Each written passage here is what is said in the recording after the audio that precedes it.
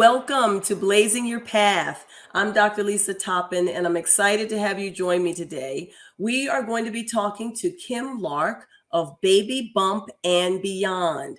Kim is a doula. And so, Kim, we are so very excited to welcome you. I'm so excited to learn about this space because I really know very little. So thank you for joining. Absolutely. And let's get right into this. So let's start by just learning a little bit about you. Tell us about your background. So telling me when you ask really about my background, I started thinking about, wow, how far should I go back? Like I am a little girl that was actually born in a small town in Mississippi. And when I was 6 months old, my parents moved us from Mississippi to the Maryland area.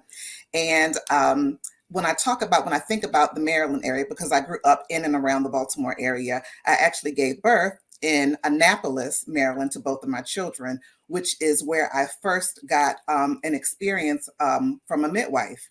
And at the time, I really didn't understand kind of how or why I loved her so much. But as we get into the conversation, I think it's going to all tie together that Mississippi took me to Baltimore. Baltimore took me to Annapolis. Annapolis took me to what is now my passion. Oh, that's so great. That's so great. And I know that it's going to come through because the smile on your face when you talked about your love for her, it just jumped out. So you have made this is a career change for you. Absolutely. This is a lovely Saturday morning. It's a little chilly outside. I have a large cup of coffee I'm going to sip in just a second as you talk. But you're making a career change. We knew each other in financial services. Correct. And you've worked in compliance and other areas like this, but this is new. This is new. And this so is very new. How did you decide to explore, or what? Obviously, this is a little bit of a calling, but how did it come about that you would really sort of pick this up at this juncture in your life? What happened? Yeah, so I took a couple of different leaps before I actually got here. I went to Clark Atlanta University, HBCU in Atlanta, and I actually majored in radio, TV, film. So I actually wanted to be a newscaster. I got a job, actually an internship at CNN, and I was very, very excited about that. Never got paid really a day in my life because I always was an intern, but I end up falling in love with my sweetheart from middle school and decided, you know what, that's not so important. Love is more important. So I actually, after I graduated, I had a baby. We moved back to Maryland. And when I got back to Maryland and I had my baby, I'm sitting around thinking, well, you know what, Kim, you probably need a good paying job at this point because you have a family of three and you need to do something. And so I was working at temp agencies and I landed at a small mom and pop shop, financial services shop. And that just kind of started my career in financial services. I always have worked in the professional development, learning development, talent development, professional development type, compliance type areas. But it wasn't really necessarily my calling. So I was like, okay, I'm here making the money that I need to make, but really not sure exactly what I want to do. I fell upon some really, really great mentors who chose me. And I didn't choose them because at the time I really didn't know how important a mentor-mentee relationship was. But I met two very great mentors that saw leadership abilities in me. And my career in financial services just kind of flourished. So 26 years later, I'm still serving in the financial services space. And I've really enjoyed it, but it wasn't necessarily something that I thought I was going to do. Yeah. No, that's. I mean, it's interesting how that evolves, and I love what you said about finding two people that chose you, because that is really sort of gives you shades of sponsorship that people sort of choose you and elevate you in that way. So that's wonderful. So then this whole idea of becoming a doula. Yeah. Where did that show up? So you've had two children. You've been, working in financial services for all this time, and now we're deciding to birth some babies. Yeah, our environment changed. COVID hit, And I had a lot of time to sit home and think about, Kim, what do you want to do with yourself? But what really made me start thinking about that is I personally and my family, we had experienced quite a few losses in our family. And it really affected me in certain ways. But it really made me think about when those folks, my family members, my friends passed away, did they pass away doing something that they really loved to do? Or did they pass away not meeting their full potential and really reaching their dreams? And so I had a lot of time to sit back during COVID and really think about those types of things. And I said, you know what, Kim, maybe it's really time. I thought about it. I kind of kept it a secret. I really didn't tell anyone about, really that's what I wanted to do. And then one day when I mentioned it to someone, I think I told my daughter first, and she was like, Mom, she was like, that's so you should just do it. And a couple days later, I started doing some research on getting the doula certification. One thing led to another, and I ended up in the class, and I was like, oh my goodness, what am I doing? But I really do. I really understood that I wanted to pursue my dream of being a birth worker. And I think that when you think about being a birth worker, you think about, okay, so what is a birth worker? Are you a midwife? Are you a doctor? What are you? And this wonderful, I guess, job, passion that people have. When I first had my daughter, there was no such things as a doula. It really wasn't a word. It really wasn't something that we knew about. All we knew about was midwives. And I started doing some research, and I understood now, okay, this is a doula. And as I'm doing the research, I'm like, okay, so what does a doula do? Really, what does a doula do? And can I do it? Yeah, yeah.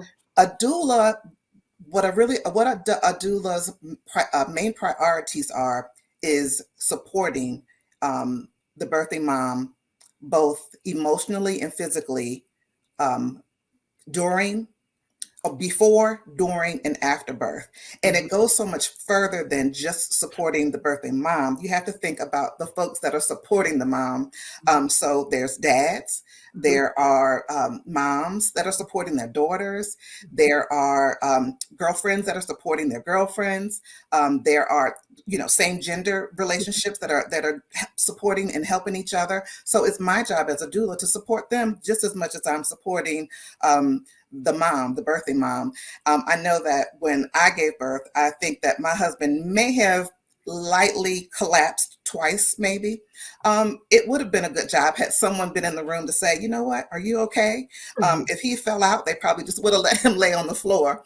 It would have been my job to make sure that dad was okay, and then also still supporting mom as well. So a well-rounded doula just supports everyone that is really connected to the mom, even sometimes including children that they have already. Yeah, no, I love that. I love that definition. It really gives me great clarity around what you're doing. And I love the fact that you're supporting all of the members of the family that are supporting the mom. So it could be Absolutely. a husband, it could be a wife, it could be a girlfriend, it could be Can be all anybody, those things. right? There's the whole the parents, the whole range of folks. So Yes, that's wonderful. I think that would have been had I known, that would have been something that would have been lovely in terms of having my children. So I won't be revisiting that, but I'll pass it on. I'll pass it on to my daughter. Um, so okay, so you're in the training, you've gotten the training, so now you are certified, and you've done all yes, of this through COVID, which I think is so interesting. yeah, Just in terms of how I'm going to say a dream kind of percolates until the right timing, and then sort of absolutely. the timing sort of helps present it. What's been a challenge then with this You and sort of entering the space? Yeah, so I have to kind of go back to the training itself because that was challenging as it was because traditionally that training would be in person. Mm. It would be 2 days or 3 days or a week of really, really intense training. And so I kind of didn't have that experience, but I was lucky enough to be trained by a highly, highly sought after, highly experienced birth a doula and a postpartum doula that has over 30 years of experience. She's trained thousands and thousands of not only doulas, but doctors, Mm. midwives, nurses, educators, and practitioners that are all in the in the childbirth field. So I was really honored to be accepted in a part of her class. Our training, it was still a week, but it was intense. Mm. You would think, how was it intense? Well, sometimes doing things virtually, it adds complexity. It adds a different layer to what you can kind of experience. But, I had to bring in members of my family, and I had to give them big bellies and say, look, my instructor needs to see what I'm doing. Am I providing the correct comfort measures to you? Am I in the right position to make that mom comfortable? It was really, really intense, but it was really, really fun. And I think what was really an extra boost for me is that, Lisa, I was a part of a class from women all over the world. Wow. These were women that had been birth workers for years and years and years. But because you didn't necessarily have to have a certification for a doula, because remember, I mentioned that, 30 years ago, doula really wasn't a thing. Right. I was in this program with really, really experienced birth workers. And so Mm. that just made it great. They were from everywhere, England, Africa, of course, in the States as well. And I got to meet all these amazing women of all ages who kind of had the same dream as me. So while the training was great, it was a challenge, but we did it. But we Yeah, did it. no, that sounds so rich and so good. Just because you would then get additional layers of culture and all of that to Yeah. layer into the process, because I imagine that's a part of it too. As you're supporting Yeah. that person, You you gotta know, it really it was help. about 20 of us, and a couple of us end up dropping because it was just too intense. Some people were not able to finish the program, but as we were learning to provide care for the birthing mother and teach them how to concentrate and center themselves to be ready for birth, um, it was an interesting thing because as we were teaching them about being an advocate, the instructor that I had made it her purpose to also talk about the racial disparities Mm. that moms of color have and the role that a doula should have to support that mom and let that mom know that you have, excuse me, just as many rights as anyone. Um, and we just were trying to figure out ways, and she would tell us ways to and she had some speakers come in to help us reduce these disparities, creating a space for equity and what she calls birth justice. And I love that. Like, Mm. who's heard of birth justice? Right. It's an amazing thing. It's an amazing thing. Yeah. And when I also think about the training, it's not just you just go to this one session and then it's done. It really takes about 2 years to become maybe even more, to become a well-rounded doula, because there's different courses that you have to take. You can take the birthing, you can be a birth doula, but once the baby's here, now you have to teach mom how to embrace that baby Mm. and to latch on and to breastfeed. So you have to go to breastfeeding classes as well, because that's very important. Skin to skin interaction between mom and dad is Mhm. really important. So as a doula, it would be important for me to remind mom, give dad just a moment to have that skin Mhm. on skin and Mhm. encourage dad. Come on, dad. This is a part of your experience too.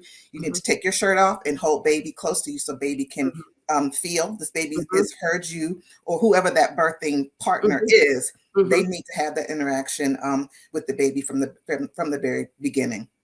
No, that is really good because you're taking me back into my own experience, and of course I'm going to say instructed. I'm going to say I was instructed by the lactation nurse that was making Exactly. rounds, right?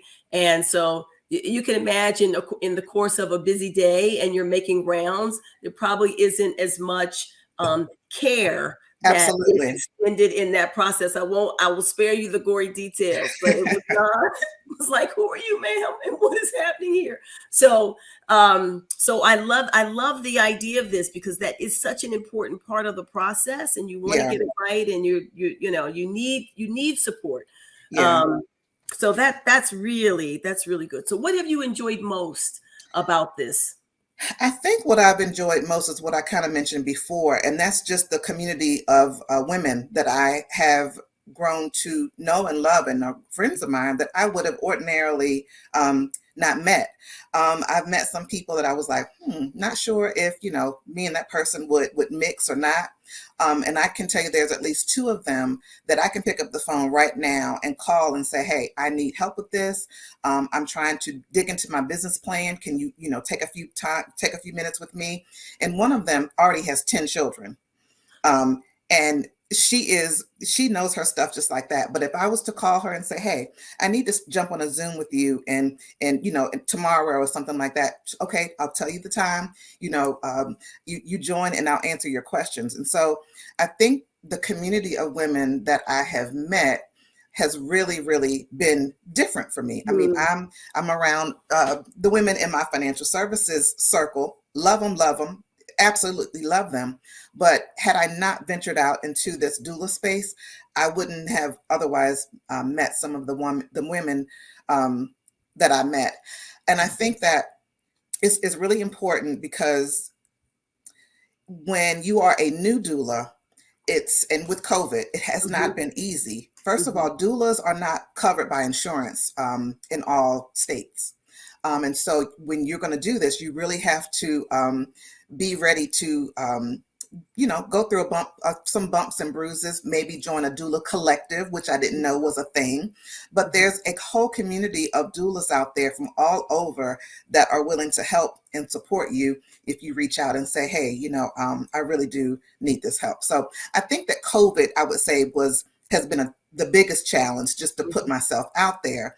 But what I've enjoyed most is just learning about the birth experience and how I can give my personal experience and the experience from my certification to mothers, and all mothers. Primarily, the women that I would like to work with are women of color, young girls of color that need help in the guidance, because so many of these women during COVID and even before, Lisa, we know there's been women that have given birth alone.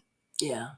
During COVID, there's been, I did a little research, and at the time there was over 6,000 women that had been reported giving birth absolutely alone, because at the time, because of COVID, the father or the birthing partner could not go into the hospital with the mom, let alone the doula going in. Right. So there are some big gaps that are going to have to be filled, because those moms that potentially were by themselves, they may need help that they might not know right now, but down the line, they might need help just to process everything.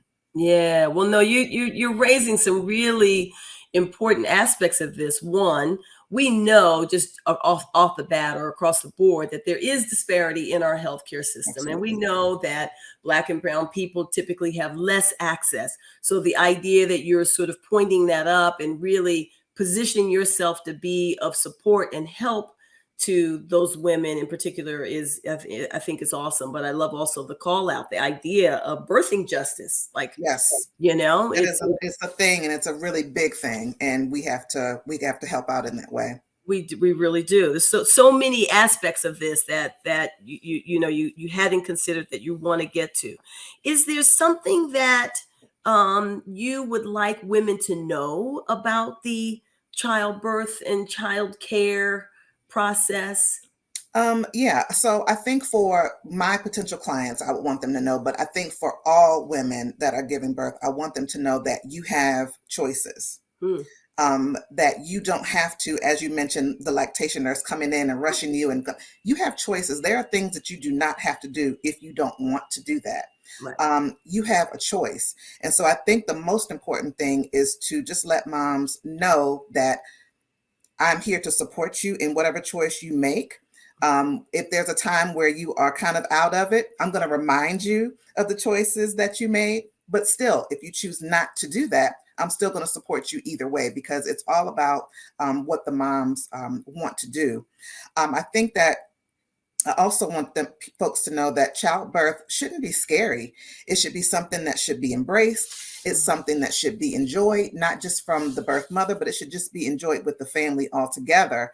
I think that, as I mentioned before, that there is a lot of disparities in the people of color area. And so I think that it's really important for them to know, you have a voice. This is your body. You can do with your body with whatever you want to do with it, and be okay with it. I love the empowering message around that, and just the idea that you have choices. And I imagine that part of what you're able to do, especially if a person can engage you early, is help you see down the line, so you Right. can start to make choices before you're in the thick of it, or in the throes of Absolutely. yeah. I think that when I think about, when I say, moms might be scary about, they might be scared about the situation, is because they haven't sat down to fully have a birth plan. When Mhm, I was having my children, I don't believe that I had a plan. mhm. I read, one of the books, I believe it was called, What to Expect When You're Expecting. We all read that. Um, yeah, and it was a kind of a good book, but I still had so many answers because that was a book talking to me. It wasn't a person talking to me. Of course, my mom was there, my husband was there. I had friends that say, "Oh my God, it's going to hurt," and all those types of things. But they weren't certified. They Right, didn't know. They were just doing the best that they could do. right. So I think that it's just really important to be that support system for them, and just to let them know that you're there to care for them. Yeah, well, it's like I said, it sets up a wonderful way for a new person to enter our world, right? Yep. With the person that's bringing them forward, to have full support and full view of the choices that they have, and that the fact that they have choices and are in position to make those. I think that's so important, and so great that you are doing that. One of the things that I have appreciated is this whole idea of the adjacent areas to doulaing. You sort of helped us understand early about midwife, doula, Mhm. doctor, sort of the relationships there. But there are other areas that are adjacent to this that also sort of come into play. Tell us a little bit about that. It's really amazing to me because a lot of this I did not know, of course, until I got into my studies and my research and my training. But it goes so much broader than just being or providing the birth doula type of services. Um, Obviously, we know that someone needs to be there to support them postpartum, support mom and the baby. But sometimes there is a point for a birth doula that right after the mom gives birth, your job is over. Mm, So you may stay there for a few hours, and then after that, your job is over. But if you are a postpartum doula, you mm, can stay there to support the mom, to help get mom home, help get mom and family acclimated with being home. I know that when I had my daughter, when I first got home, I thought I was going to be able to unpack my clothes and put her in the bed, and maybe eat something. She started crying as soon as I got her in the door. When she started crying, I started crying. I'm like, oh my goodness, what am I supposed to do? So, I had a support system there, but think about the folks that don't have that support there. And I think what's also interesting to me is that I found out that besides being a birth doula or a postpartum doula, there are unfortunately death doulas. mm, When babies are born stillborn, or if there mm, is a issue with the baby once the baby gets here, and the baby doesn't make it, there are death doulas mhm. that help mom and help families get through that process. That Well, is that's very, wonderful. very important, and Yeah, that's something that I really never thought about initially. yeah. um, and that there's also doulas that provide support, education, and advocacy for folks that are going through gender transitions as Mm, well. mhm. So that's another thing that's really important, to provide that physical and mental and emotional support that individual might need. And then lastly, I'll also mention, and these are just a few, there's also abortion doulas. Again, Mm, remember I said that, moms have a choice. mhm. And if that choice is, whatever that mom's choice is, there are doulas that also will be there to support a mom during that type of process as well. Yeah, yeah. So there's quite a range. And really, I think it just sort of underscores what the role is. The role Right. is really there to support a person in their decisions and or what they are facing. I can Yes. imagine facing a child dying. Um, being stillborn or what have you, but having a person who sort of has an idea or a roadmap of how to help you manage through that, because these are things that you live through once, maybe you Absolutely. don't, God forbid, twice, so you would not have a plan or a way to navigate that, and having somebody who does would be Absolutely. huge. And Now, doctors and nurses are there to provide that support, but as you mentioned earlier, they're kind of in and out. Yes, they're empathetic and they care, no doubt about that. But a doula that offers that type of support is really there with that family and that mom to support them through that. yeah, no, that's great. I mean, the doctors are wonderful and give you all the support while they're in the room, but then they have like 17 other people, and so they gotta Exactly. get by and keep it moving, as it were. Exactly.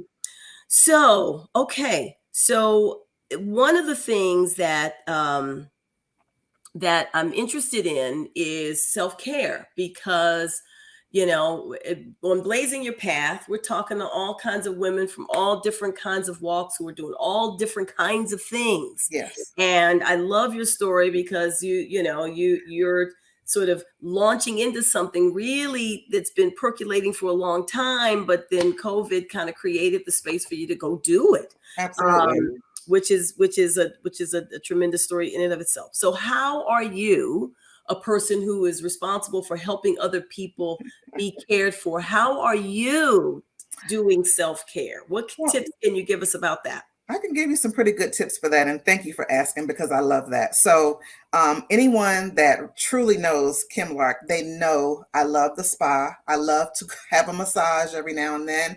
I love that that's something that my husband and I can do together to get recentered and connect. I love a good manicure and pedicure all the time. I do facials at home, but when I think about, what do I do for the inside? Although that stuff helps the inside. Um, these days, I journal a lot Mhm. more than I used to. Um, I speak my truth a lot more than I used to. Sometimes it comes out right, and sometimes it doesn't. But it's my truth, and Mhm. no one has to guess how Kim is feeling.